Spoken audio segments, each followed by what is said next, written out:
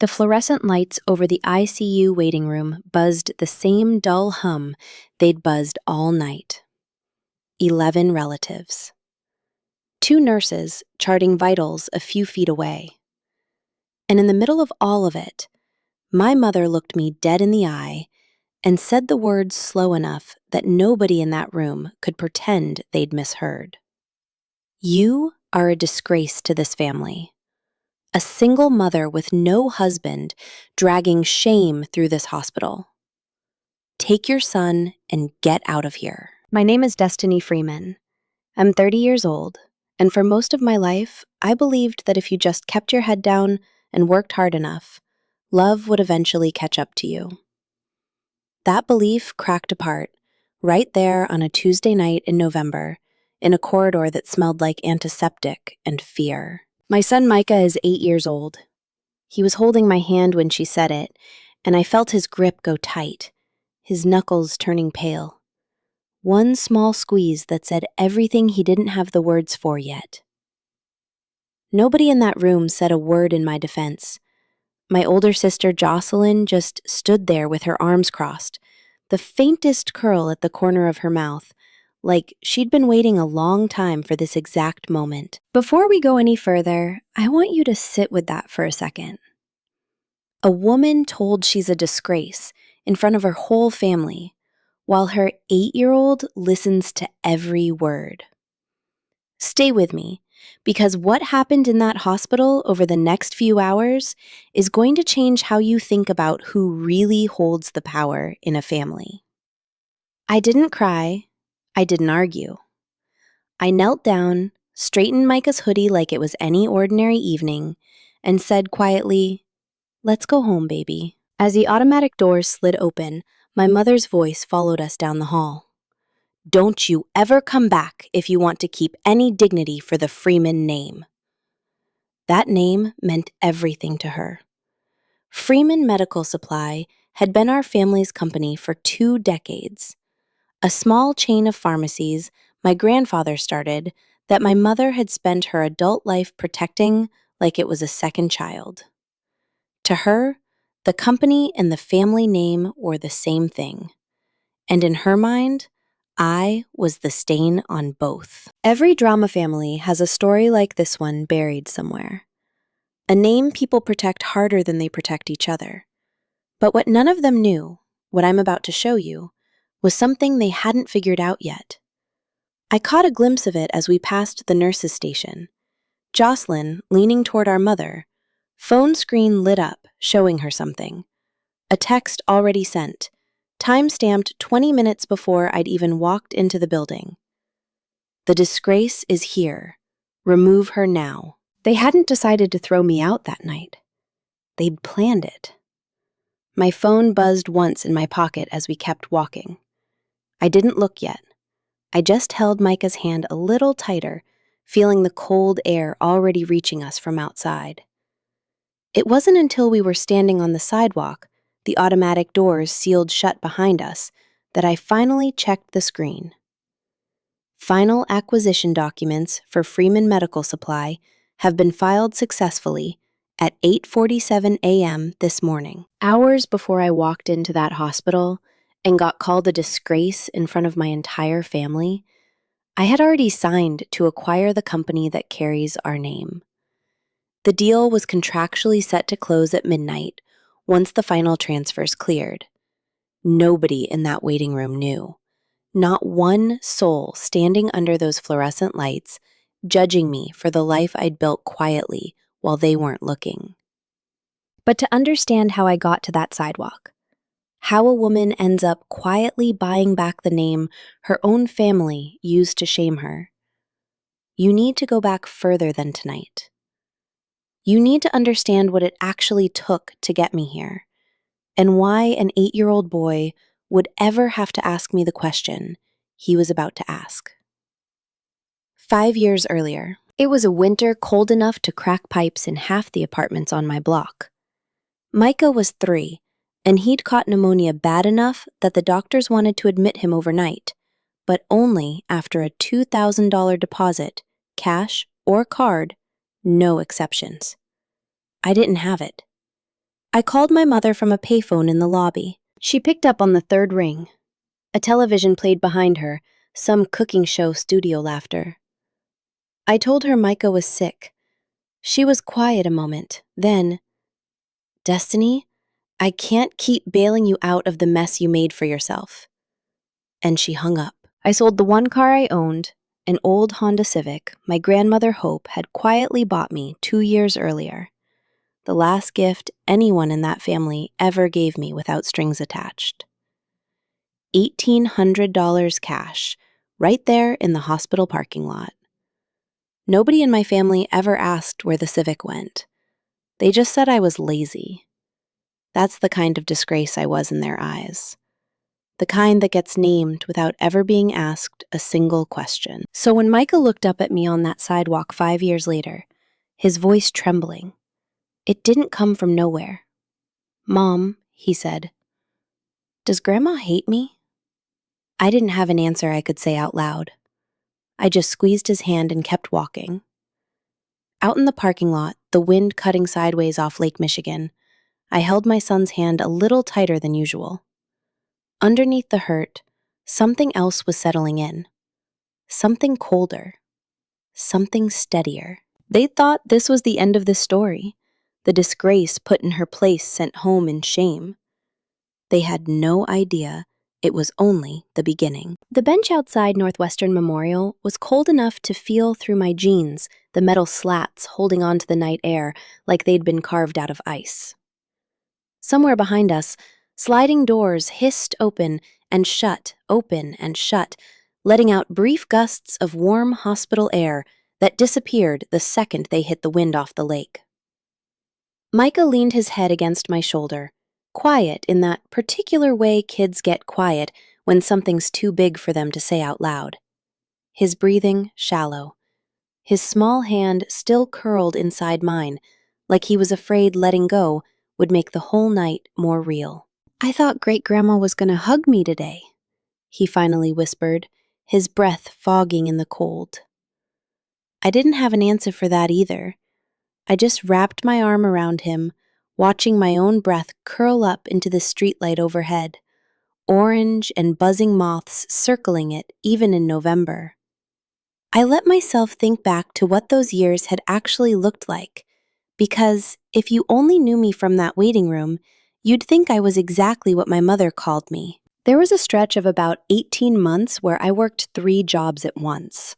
Overnight shifts at a warehouse near Midway Airport, the kind of cold that got into your knuckles by hour 4 and stayed there until morning. Morning shifts, waiting tables on Michigan Avenue, smiling at tourists while my feet throbbed inside shoes a half size too small because new ones weren't in the budget that month. Online classes toward a degree in healthcare administration, typed on a cracked phone screen at 2 in the morning, the blue light the only thing keeping me awake. In a kitchen gone silent, except for the hum of the refrigerator. I remember one night specifically. Micah was maybe 3.5, asleep on my chest on the couch, one fist curled against my collarbone, the way he used to sleep as a baby, like he needed to be touching me to feel safe. I'd finished a discussion post at 1 a.m., closed the laptop, and just sat there, in the dark, listening to him breathe, thinking, this is the only thing I'm actually sure of. Not the degree, not the jobs, just him, breathing, safe, warm. Everything else was a bet I was making on a future nobody else believed in. There's one thing I never told anyone, though. When Micah was 3, I was offered a real promotion, double the salary, subsidized housing.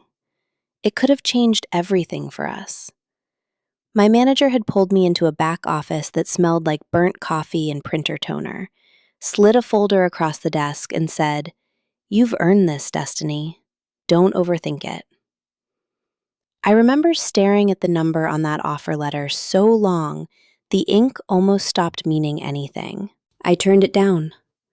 My grandmother had just fallen and hurt her hip, and the rest of the family was too busy protecting appearances to actually show up for her. So, I stayed used money from my overnight shifts to quietly cover her physical therapy, 3 sessions a week, cash, slipped into an envelope I left with the receptionist, so there'd never be a paper trail leading back to me. My mother's only comment when she found out I'd turned the promotion down: "You staying here isn't going to amount to anything anyway."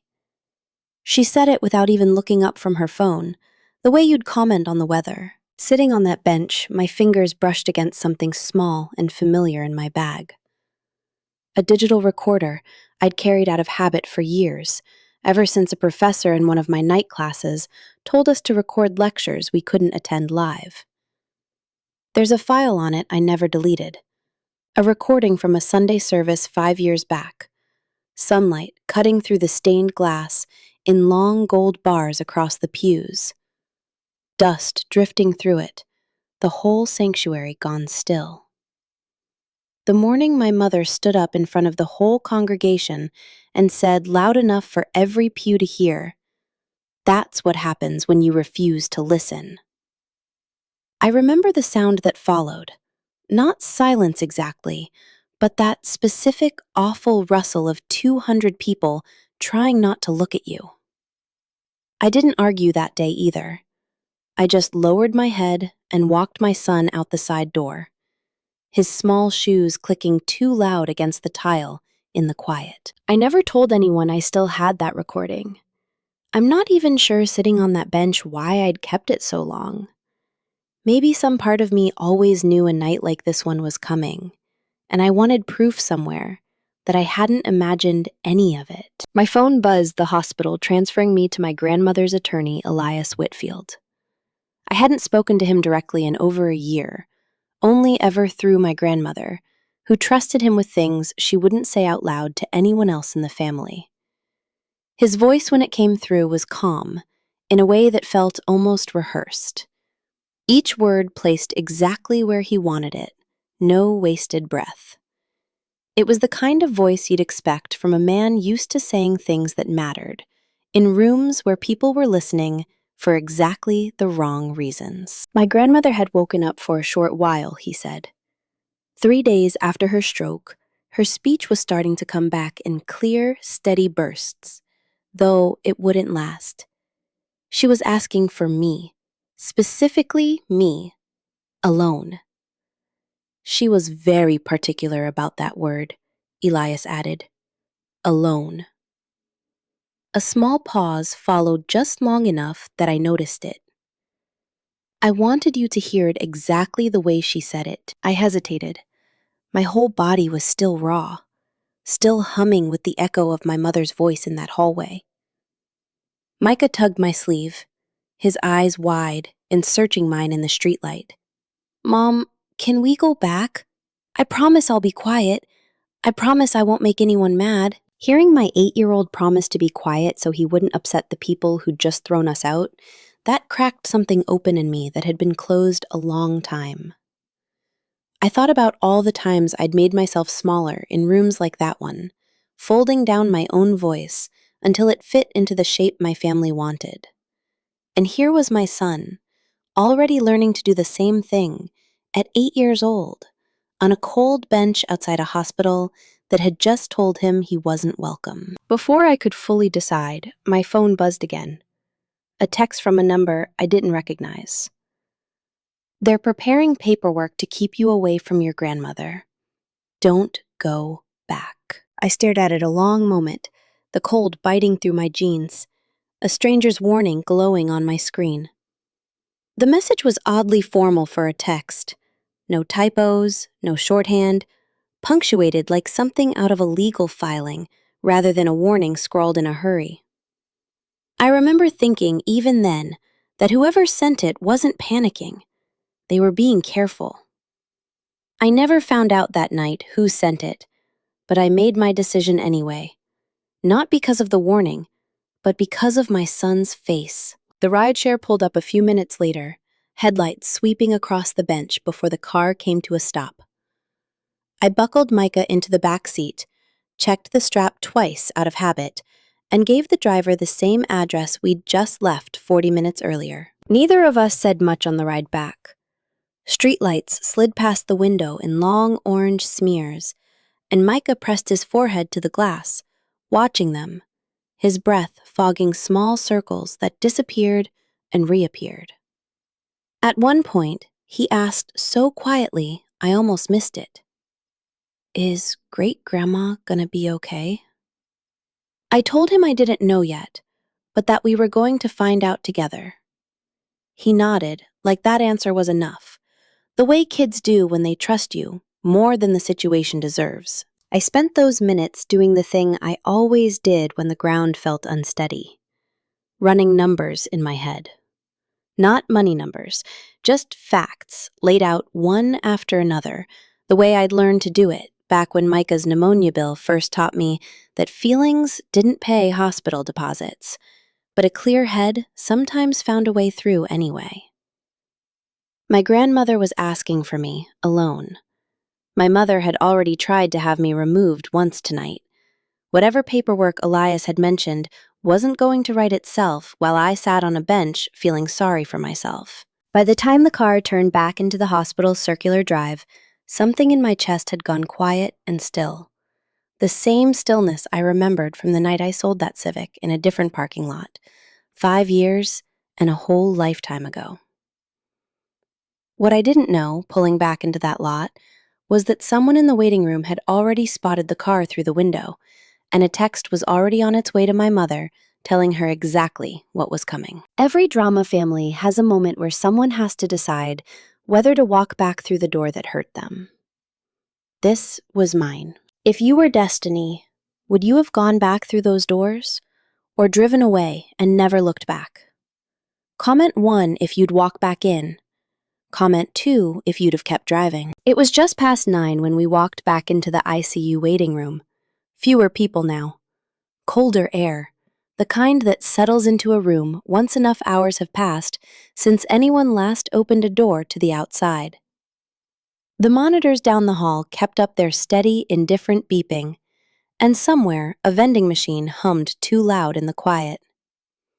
It was the kind of quiet that sits heavy right before something breaks. My mother saw me the second I stepped through the doorway. I watched her hand tighten on the arm of her chair, her jaw setting the way it used to, right before she'd call one of us into the kitchen for a talking to when we were kids. Her spine went rigid, and before I'd taken 3 steps, she was already waving down hospital security, 2 fingers snapping toward the doorway, like she was flagging a waiter. Jocelyn reached me first, voice sugar-sweet in that way that always made my skin crawl. The same tone she used to use right before telling our mother something that would get one of us in trouble. Smiling the whole time, like she was doing you a favor. "You should go home, Destiny. Mom already told the doctors you're not immediate family anymore. Grandma doesn't want to see you." I looked at her wrist as she spoke and caught the gleam of a gold bracelet catching the fluorescent light. Brand new. The exact piece I'd seen in a storefront window off the Magnificent Mile just weeks earlier. Price tag high enough that I'd actually stopped walking to look at it. Expensive. The kind of expensive that doesn't come out of a waitress's tips. Security started toward us. 2 of them, the jingle of keys and the squeak of rubber soles on linoleum, cutting through the quiet. Micah didn't cry out this time. He just went very still, burying his face against my hip, his hand finding mine and gripping so hard I could feel his pulse hammering through his small fingers. That silence scared me more than crying would have. It was the kind of quiet I recognized, the same quiet I used to go when I was learning not to make a scene in rooms exactly like this one. As Jocelyn raised her arm toward the exit, a folded note slipped from her coat pocket and fell to the floor between us, landing face up. I picked it up before she could stop me, my hands not quite steady as I unfolded it. A draft of a second text unsent. The handwriting rushed and pressed hard enough into the paper that I could feel the indentations under my thumb. "If she refuses to leave, call security and say she is harassing the patient. They weren't just planning to throw me out. They were ready to lie. Security was almost on us now, close enough that I could hear the radio clip to one of their belts crackle with some unrelated call. Micah was crying quietly now, gripping my leg, his small shoulders shaking. I'd spent so many years lowering my head in rooms exactly like this one, letting my family's version of events become the only version anyone remembered. Standing there with a lie crushed in my fist, my son's tears soaking through my jeans, I realized I was done. Then the ICU doors opened, the hydraulic hiss cutting clean through every other sound in the room. They wheeled my grandmother out, on her bed, Hope Freeman, 79, thin as paper, against the white sheets, an IV line taped to the back of one hand, the monitor beside her beeping in slow, steady rhythm. But her eyes, when they found mine across the room, still held that same steady light I remembered from every porch swing summer of my childhood, sharp, unclouded, missing nothing. She found my mother's eyes across the room and held them. "Camille," she said. Her voice was weak, thin as the sheet pulled up to her chest, but every word landed like a stone dropped in still water. "If you throw Destiny out of this hospital, then you don't need to stay here either." The room went silent except for the monitors. For the first time in my life, I watched every trace of my mother's commanding posture drain out of her at once. Her shoulders dropping, her hand slipping off the arm of the chair, the color leaving her face in a way I'd never seen happen to her. Not once in 30 years. My mother's whole life had been built on one belief, that control was the same thing as love, and that appearances were the only currency that kept a family safe from the world's judgment. In that instant, she wasn't just losing an argument. She was watching the one person whose approval she'd spent her life chasing, her own mother, choose the daughter she'd spent years trying to erase. That's what made her go pale. Not shame.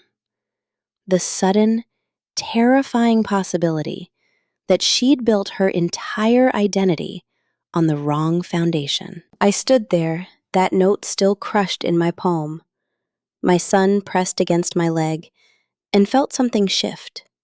Not relief, yet not even satisfaction. Something colder and clearer. A kind of stillness settling in where the panic used to live. The same stillness I remembered from a hospital parking lot 5 years earlier, counting out $1,800 for a car I loved. But I also knew this wasn't over. Whatever had just cracked open in that room was only the first fracture. Something bigger was still coming. For a moment, nobody moved. The overhead fluorescents buzzed the same low hum they'd been buzzing all night, and somewhere down the corridor, a PA system called a doctor to radiology flat, and indifferent to everything happening in this one small stretch of hallway. My mother's chest was still rising too fast. Jocelyn hadn't lowered her arm all the way. It hung there, half pointed toward the exit, like her body hadn't caught up to the fact that the moment had already slipped past her. I could feel the folded note still crushed in my fist, the paper gone soft and damp from my palm. Micah pressed himself against my hip, and I could feel his heartbeat through his hoodie, quick as a bird's. I bent down without thinking and smoothed his hair back once, just to give him and myself a second to breathe before whatever came next. That's when my phone rang. The sound cut through the quiet like something breaking. I fumbled for it out of habit, meaning to silence it, but Micah's hand shot out first. A reflex. The same reflex that used to hit the volume button on cartoons, and his palm landed square on the speaker icon. Robert Hale's voice filled that hallway like it belonged there. "Destiny, congratulations! The acquisition of Freeman Medical Supply was finalized this morning. As of midnight tonight, you're the sole owner. 100%. I hadn't heard that voice outside of quiet, careful phone calls, in the front seat of my car during lunch breaks, or late at night after Micah was asleep. Robert Hale wasn't a man who raised his voice. He'd built his entire reputation on being unremarkable in every room he walked into. The kind of investor who asked more questions than he answered. I remembered the first time we'd sat across from each other, almost a year earlier in a coffee shop on Wabash, with the L train rattling overhead every few minutes. I'd laid out 7 years of pay stubs, the deed to a Roscoe Village studio I'd bought under a different name, and a plan I'd been building in the back of a notebook since Micah was 4. Robert had listened without interrupting once. When I finished, he'd said only, "Most people wait until they're ready. You're already ready. You just haven't said it out loud yet." That was the whole pitch meeting. I signed with him 3 weeks later. None of that history mattered to the people standing in that waiting room. All they had was his voice, calm and certain, telling them something that didn't fit anywhere in the story they'd told themselves about me. The room froze. An aunt near the vending machines. I think it was Aunt Corinne, my mother's older cousin, who'd said nothing all night except to click her tongue when I first walked in, actually gasped out loud, one hand flying to her collarbone. A cousin I barely knew stopped scrolling his phone mid-thumb. My mother's mouth opened, then closed, then opened again, no sound coming out either time. Jocelyn's arm finally dropped to her side, slow, like the air had gone out of it. They stared at me like I'd become a stranger wearing their daughter's face. Then, Elias Whitfield stepped forward from the corner where he'd been standing so quietly I'd almost forgotten he was there. He moved the way lawyers who've done this exact time 100 times move, unhurried, deliberate, no wasted motion, and set a leather folder down on the little rolling table beside my grandmother's bed. I noticed for the first time the small gold pin on his lapel, a compass, the same one my grandmother used to wear on her church coat. I'd never asked him about it. Looking at it now, I understood he hadn't just been my grandmother's attorney. He'd been trusted with more than paperwork. He opened the folder and laid out a power of attorney, medical and financial, signed by my grandmother 3 months earlier, back when she was fully lucid, her handwriting still steady and looping across the signature line. She'd been waiting for the right moment to have it read aloud. She'd chosen tonight. Elias pulled a second document, 7 years of bank statements, each page a little worn at the corner, like it had been handled more than once, reviewed, checked, rechecked. Every dollar of my grandmother's premium care.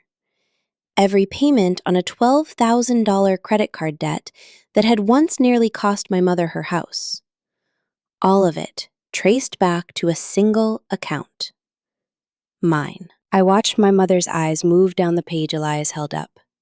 Watched them stop on a date, then a number, then another date.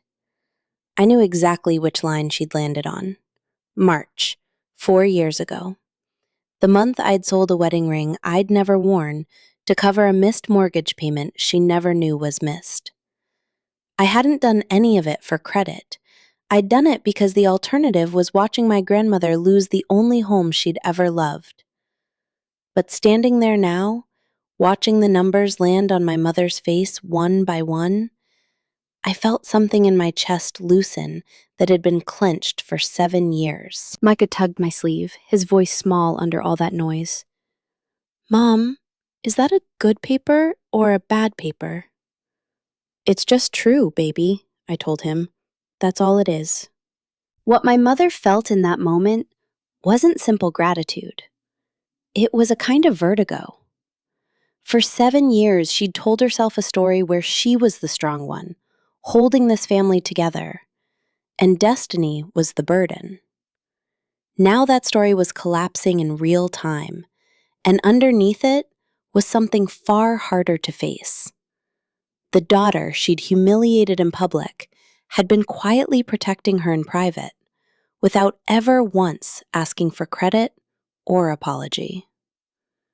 That's a harder thing to survive than losing money. It's losing the version of yourself you'd built your whole pride around. Jocelyn broke first. The sound came out of her before the words did. A short, ragged breath, almost a laugh, except her face was already crumpling. Mascara streaked in two thin, black lines down toward her jaw. Her hands came up, not to cover her face, but just to hold on to something, gripping the strap of her own purse like it was the only solid thing left in the room. "I lied," she said, voice cracking in the middle of the word. I told her Destiny once considered giving Micah up to an orphanage, just to find a new husband more easily. She wouldn't look at me when she said it. I made that up. I've been saying it for years. I looked at the gold bracelet still catching the hallway light on her wrist, the one I'd recognized from the storefront off the Magnificent Mile, and understood finally exactly where that money had come from. Not a raise, not a boyfriend's gift. It had come out of whatever was left after Jocelyn stopped needing to compete with the sister who, in her mind, had to stay smaller than her for the math of our family's love to work out. Jocelyn's cruelty was never really about me. It came from a much older fear that if the family's love and money weren't rationed carefully, there might not be enough left over for her. She needed me smaller so she could feel secure. And somewhere along the way, keeping me small became easier than earning her own place. That's the quiet tragedy under her betrayal. She spent years tearing someone else down instead of ever finding out what she was actually capable of building herself. My grandmother reached for my hand. Her grip was weak. I could feel how much effort it cost her, the tremor running just under the surface. But her voice when it came was steady, in a way that filled the whole hallway. "You're the only one carrying the Freeman name I've never once been ashamed of," she said. Then her eyes moved past me, down to Micah, and something in her face softened even further. "And you?" she said to him. "You have your great-grandfather's eyes. He'd have liked you very much." Micah stood a little straighter at that, like the words landed somewhere he'd been waiting a long time to be seen. She turned back to my mother. "Camille, I've known for 2 years. Your youngest daughter was doing well for herself. I chose to look away." My mother took a step back, white as paper, like she'd been struck in front of everyone she knew. Somewhere behind her, one of the nurses at the station had stopped charting altogether, pen hovering over the clipboard, pretending very hard not to be listening. I didn't smile. I didn't gloat. I just stood there, my son's hand in mine, my grandmother's hand in the other, and felt something that wasn't triumph. It was clarity. Years of it, finally arriving, all at once, quiet and complete, like a held breath finally let go. This wasn't the kind of drama family story you see resolved with a hug and a group photo. This was the moment every quiet sacrifice finally had a witness. Nobody in that hallway moved for what felt like a long time. Somewhere, a vending machine cycled its compressor on with a low mechanical shudder, the only sound besides my mother's uneven breathing. A discarded coffee cup sat cold on the windowsill behind her, exactly where it had been sitting all night. And I remember thinking distantly that some things in a room can stay so still, while everything else in it changes completely. My own pulse was loud in my ears, a steady drumbeat that seemed to fill the space where panic should have been. I noticed, almost clinically, the way my hands weren't shaking anymore. Not the note, not my fingers, not anything.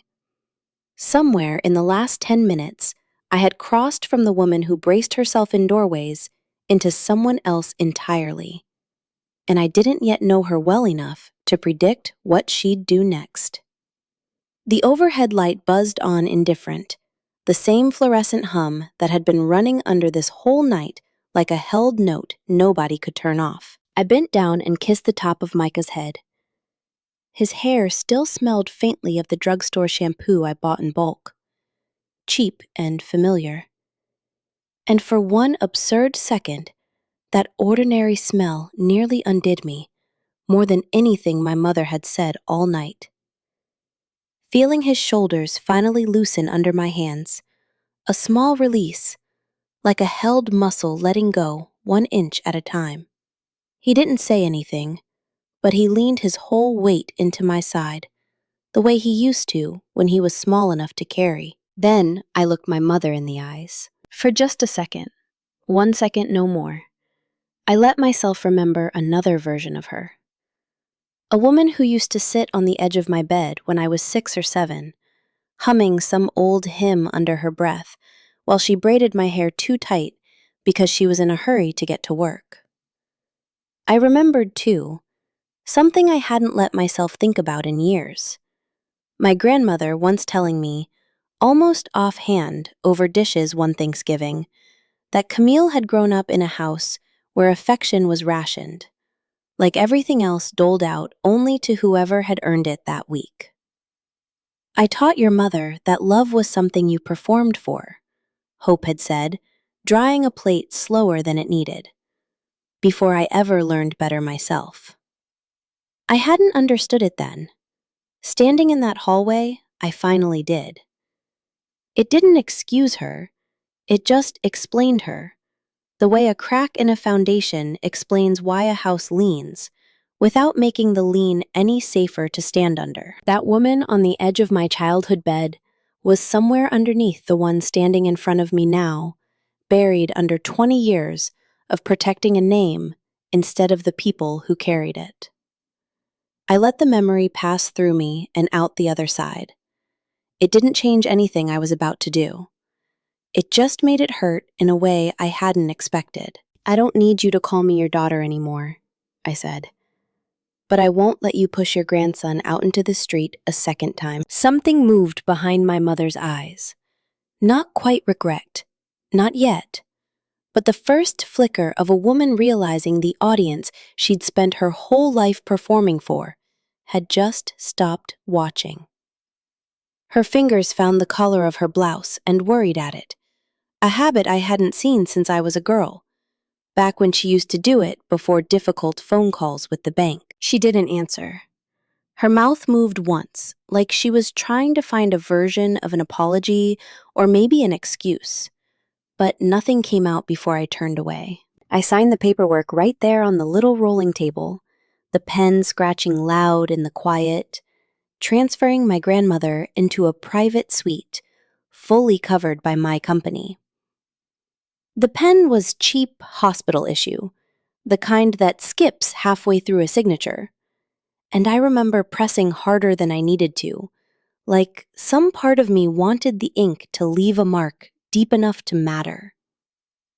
Elias watched me sign, with the same unreadable calm he'd had all night, and just before I set the pen down, he said quietly, "She's wanted to do this for a long time. She just needed you to be ready to receive it." I didn't ask him what he meant. I think I already knew. For half a breath, though, his eyes flicked toward the hallway behind me, toward the nurse's station, toward the row of chairs where the rest of my family sat frozen, and something in that glance felt like it was holding a second conversation I wasn't part of yet. I filed it away without knowing why. Some instincts don't explain themselves until much later. Jocelyn grabbed my arm as I turned to leave, her grip surprisingly tight for someone who'd looked so unsteady a minute earlier. Up close, I could see her hands were shaking, a fine, constant tremor, the kind that comes less from fear than from a body that's been holding a lie taut for years and has finally run out of strength to keep it up. "Please, Destiny," she said. "Just give me time. This is a misunderstanding." I looked at her for a long moment. The sister who used to braid my hair before school, who used to save me the last seat on the bus before whatever happened between us hardened into this.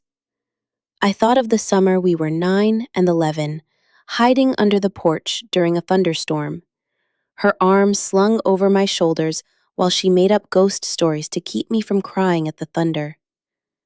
I didn't know exactly when that sister had gone missing, or whether she'd ever really existed outside of a 9-year-old's memory, softened by time into something kinder than it probably was. Some small, tired part of me wanted to feel sorry for her. I let myself feel it for exactly as long as it took to answer. 30 days to find new work, I said. After that, everything gets settled fairly. Her hand slid off my arm slowly, like she was hoping I'd change my mind before it fully let go. I didn't. My mother sank into a chair, every trace of her old authority gone. Her hands folded in her lap, the way they used to fold during church announcements when she wanted to look composed and couldn't quite manage it. Before I stepped into the elevator, I stopped. I pulled out my phone and cast the screen onto the monitor mounted in the corner of the waiting room. The same monitor that had probably shown nothing but hospital advisories and blood drive flyers for years. For a second, the screen just glowed blue and blank loading.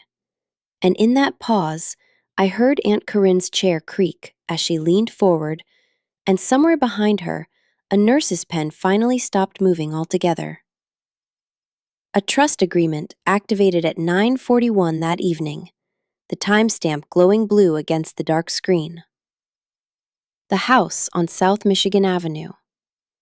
Every savings account my mother believed was untouchable. All of it now belonging to a trust with exactly 2 beneficiaries, Hope Freeman and Micah Freeman. My mother removed entirely.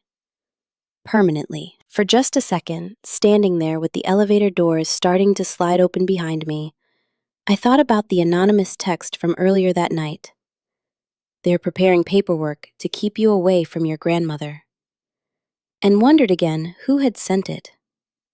Someone in that room had known more than they'd let on. I filed the thought away. Tonight wasn't the night to chase it. This wasn't revenge, even though it looked like it from the outside.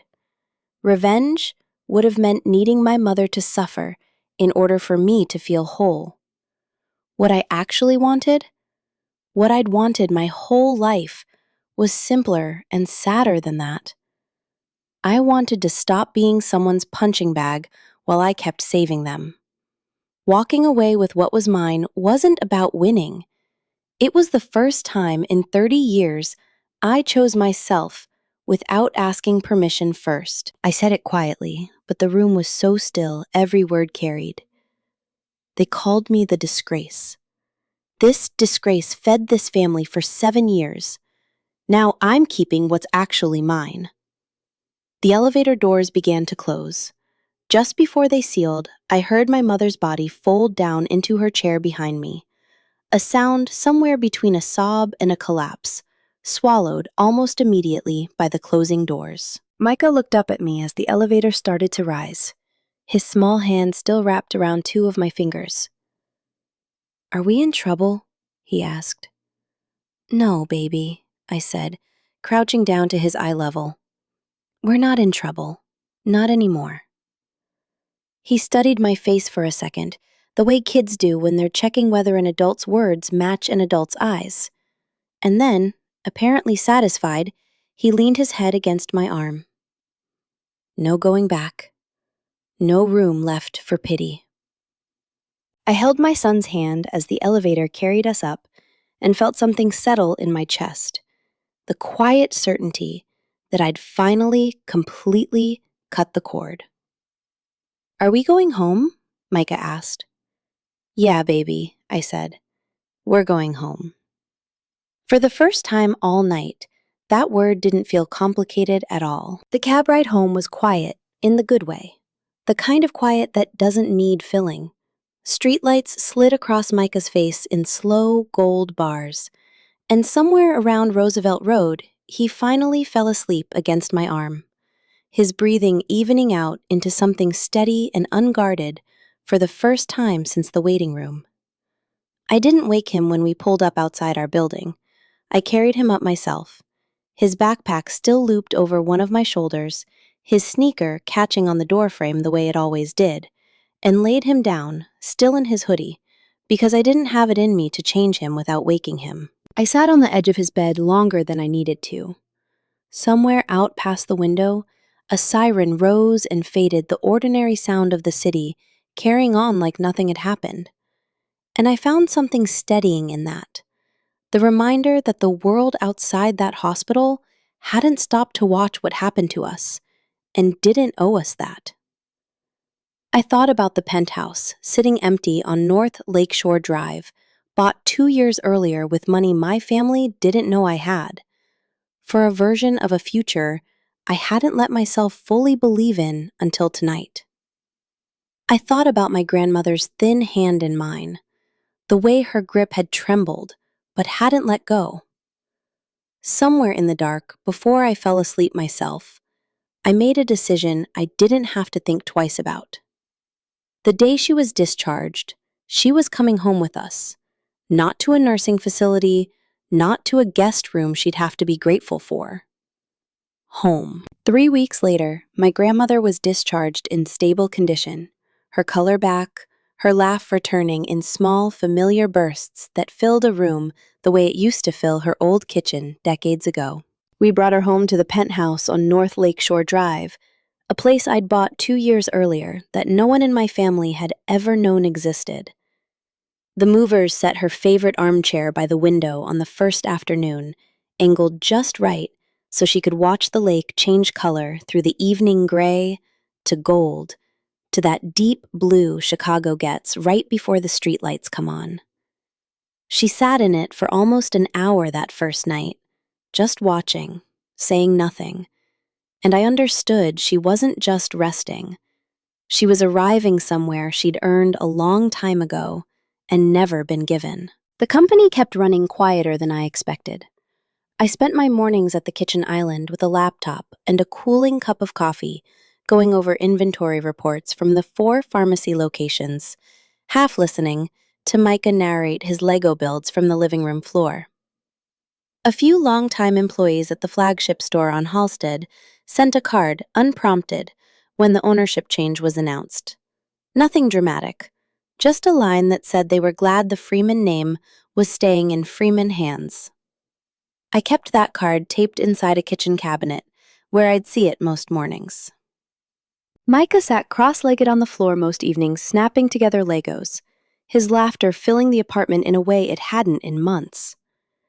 I noticed, gradually, that he'd stopped flinching every time my phone buzzed. A small thing, but I'd counted those flinches for weeks without meaning to. The way you count anything that scares you when it happens to someone you love. One evening, he brought me a drawing from school, 3 stick figures under a lopsided sun, labeled in his careful, backward-leaning handwriting, Mom, Great-Grandma, Me.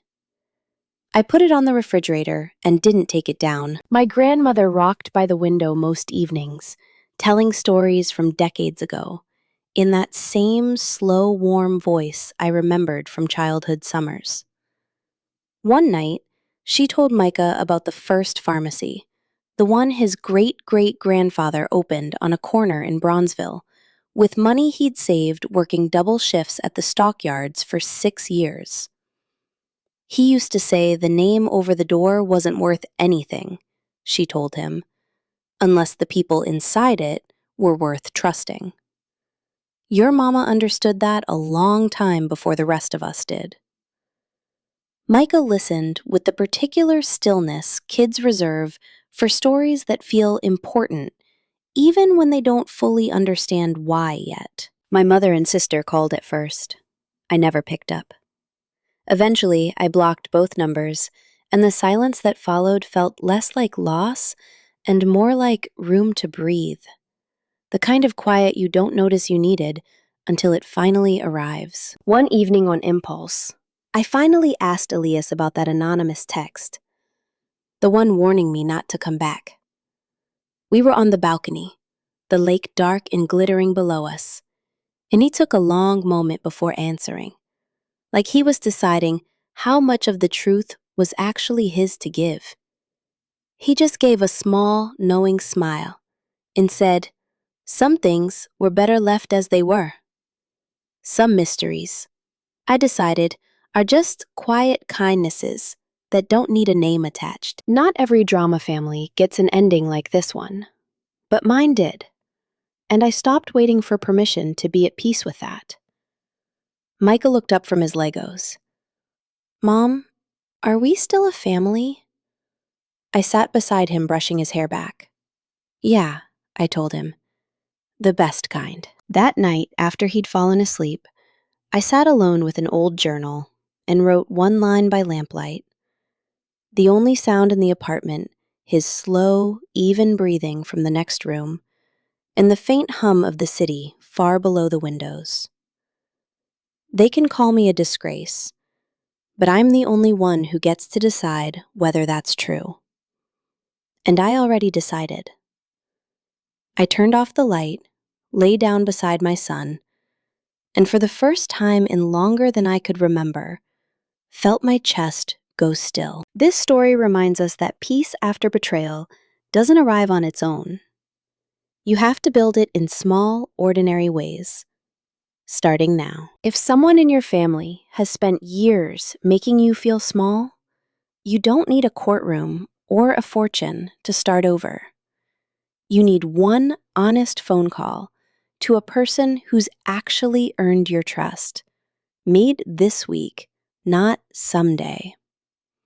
Get your own paperwork in order, a will, a power of attorney, the names on your accounts, while your mind is clear, so nobody else ever gets to decide your worth for you. If your porch is quiet most afternoons, invite the neighbor over for coffee instead of waiting for her to ask first. Keep a small notebook by your bed, and when a memory tries to convince you that you were the problem, write down one true thing that proves otherwise. Family isn't always the people who share your blood. Sometimes it's the ones who show up. And it's worth spending your Sunday mornings with them instead. Peace isn't a feeling that finds you. It's a decision you make in small acts, starting with the next person you choose to let in.